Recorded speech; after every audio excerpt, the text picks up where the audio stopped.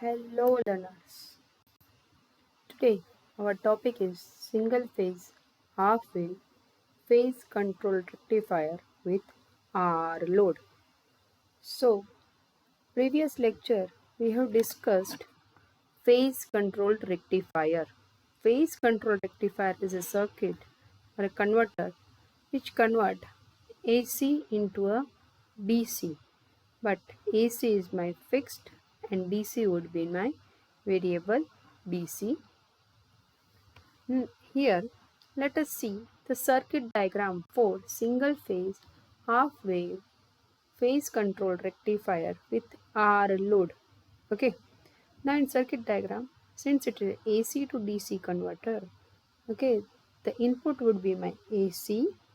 This AC supply is connected with a switch known as the thyristor. Next, thyristor is again connected with the load. Here my load is pure resistive load. It is back connected to the AC supply. Now, so this waveform is my input AC waveform. Let us say my thyristor has been fired at some angle. This angle is known as the alpha. Means what? We are giving gate pulse to the thyristor at some angle alpha. Okay, so thyristor will come into the conduction at angle alpha. Now, initially, when my cycle is positive, my thyristor would be in a forward bias because positive is connected with the anode and negative is connected with the cathode. So my thyristor would be in a forward bias and there will be a current flow through the circuit and we will get some voltage across the load, that is the resistive load. But we are firing our thyristor at angle alpha. So from 0 to alpha, we won't get any output voltage across the load.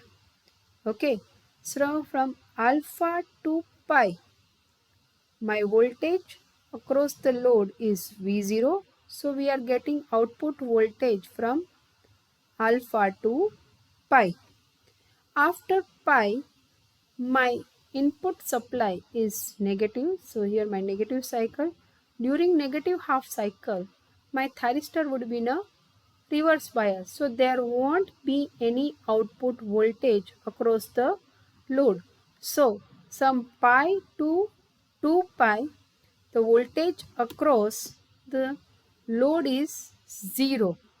Now again, we are firing, angle is 2 pi plus alpha. So we will get output voltage across the load from 2 pi plus alpha to 3 pi. So from pi to 2 pi plus alpha, there is no voltage across the load. So thyristor is not in a conduction and it is in a reverse bias from pi to 2 pi. Okay. Next. Now, what would be the waveform for current? Since my load is pure resistive and you have studied in a triple E subject that for pure resistive load, voltage and current both are in a phase. So whatever the output voltage we are getting, the same output current we can get. The only difference is the magnitude. The magnitude of the current would be V0 upon R. So we are getting output current from alpha to pi and 2 pi plus alpha to 3 pi. From pi to 2 pi plus alpha, there is no flow of current. Okay, because thyristor is in reverse biased and in this we are not firing the thyristor. Thyristor are not in a conduction. Now, what will be the voltage across the thyristor?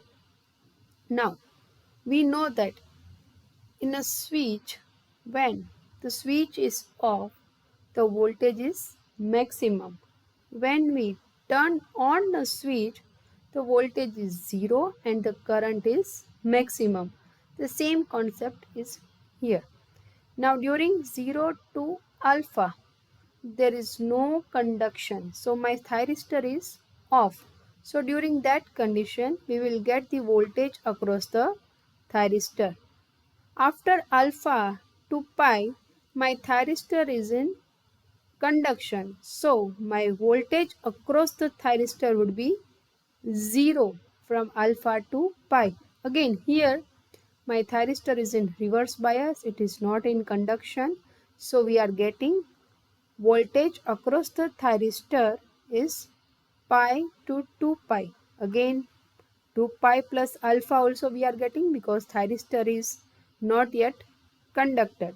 So from pi to 2 pi plus alpha we can get the voltage across the thyristor.